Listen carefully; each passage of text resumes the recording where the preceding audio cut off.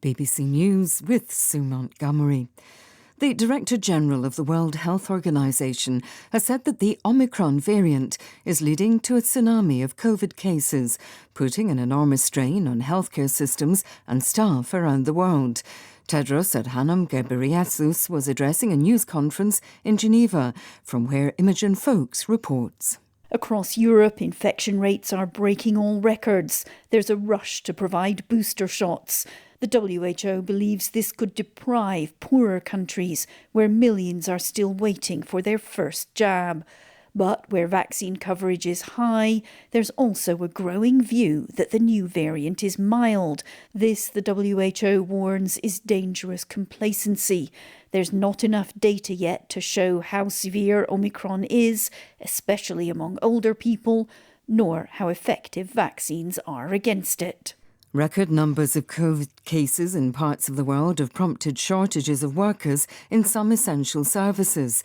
In the US state of Texas, members of the National Guard are being used in support roles at several juvenile detention centres.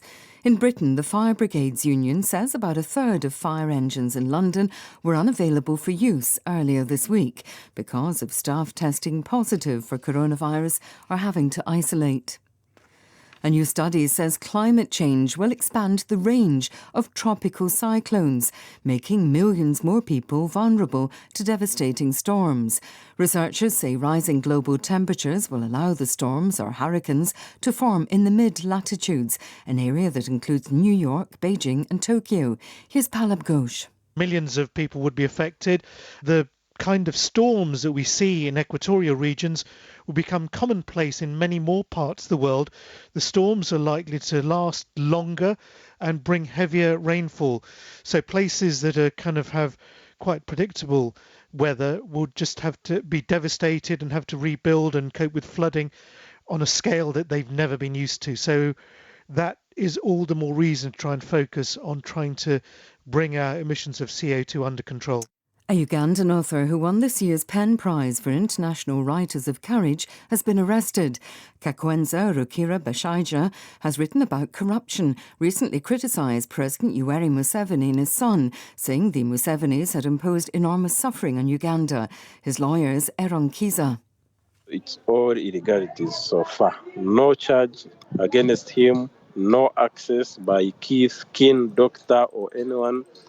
No indication of why he's being arrested, why he's being charged, and the arrest was violent and adulterated with threats, including a threat to break his legs. BBC News. The White House has announced that Joe Biden will hold another call with President Putin on Thursday as tensions continue over the build-up of Russian troops on its border with Ukraine. A statement said the two men would discuss upcoming diplomatic engagements. It said the United States had consulted European leaders ahead of the call.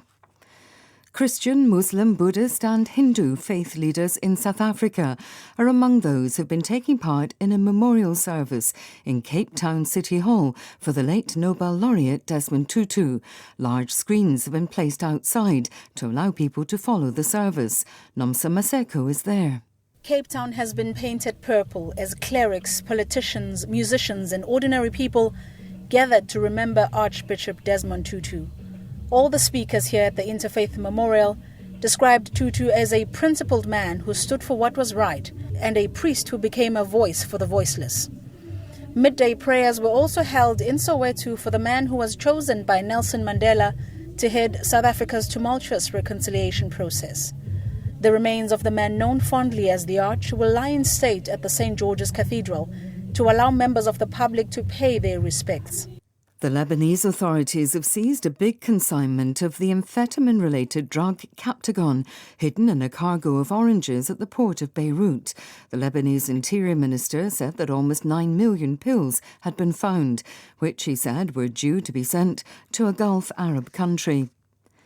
The pioneering photographer Sabine Weiss, who was celebrated for her candid pictures of ordinary people on the streets of Paris, has died at her home in the French capital. She was 97.